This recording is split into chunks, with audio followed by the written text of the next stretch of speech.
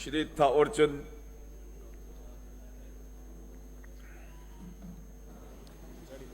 धन्यवाद सभापति महोदय।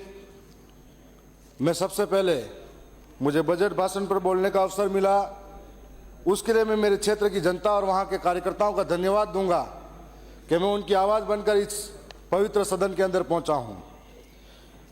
मैं जब घर से निकला था तो क्षेत्र के लिए एक बड़ी उम्मीद लेकर यहां निकला था, लेकिन जो उम्मीद और सपने थे, जब बजट को पढ़ा और सुना तो सपने टूटे, उम्मीदें टूटी।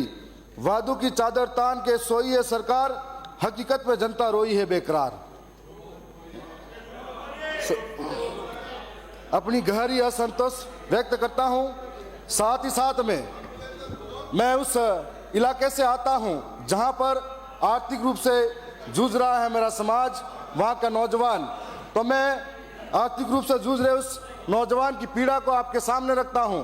मेरे इलाके के अंदर शिक्षा व्यवस्था बेहतर तरीके से नहीं है, कॉलेजों की व्यवस्था नहीं है। इस हेतु मैं आपसे सीधे सीधे शब्दों में सरकार से उम्मीद करता हूं कि हमारे इलाके के अंदर दरियावद में कन्या महाविद्यालय और जो महाविद्यालय भी है उसको पीजी में करा जाए, उसकी सीटें बढ़ाई जाए, ताकि हमारे नौजवान जो हैं पढ़ाई लिखाई कर रहे हैं उनको इधर से उधर महंगी फीस और समय पे छात्रवृत्ति नहीं आने के कारण उनको अहमदाबाद बंबई में मजदूरी करनी पड़ती है, फीस जुटाने के लिए प्राइवेट कॉलेजों का चक्कर काटना पड़ता है। साथ साथ में मैं जलारा के अंदर महाविद्यालय की भी मांग करता हूं, दरियावद में कृषि महाविद्यालय और नर्सिंग कॉलेज की भी मांग करता हूं। मैं उम्मीद करता हूं कि इस बार जो परिवर्तित बजट आएगा इसमें सरकार जरूर इस बात को पूरा करेगी।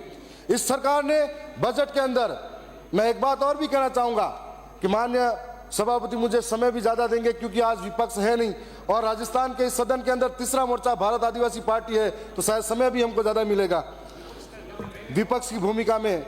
तो मैं यह भी चाहूंगा कि 1.50 लाख भर्तियों का वादा हुआ था। मैं पूछना चाहूंगा कि वो भर्तियां किस रूप से कब कहां होगी। आपने चतुर्श्रेणी भर्तियों की बात कर ली, इस पिछली जो भर्तियां थी उसमें भी कोई स्पष्टता नहीं थी, तो इस बार भी क्या बेरोजगार और नौजवान या तो उम्मीद लेकर रहेगा या ठगा महसूस करेगा। तो मैं ये भी चाहूंगा कि इस बार इस भर्तियों को स्पष्टीकरण हो। साथ साथ में मैं ये भी कहूंगा कि गरीबों की थाली से निवाला चला गया, बजट आया और फिर सपना खिला खिला रह गया।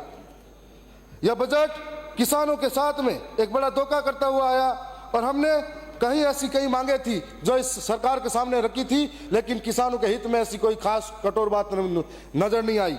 मैं साथ साथ में मेरे इलाके के अंदर जो बिजली की व्यवस्था है, आज इधर जो माननीय सदस्य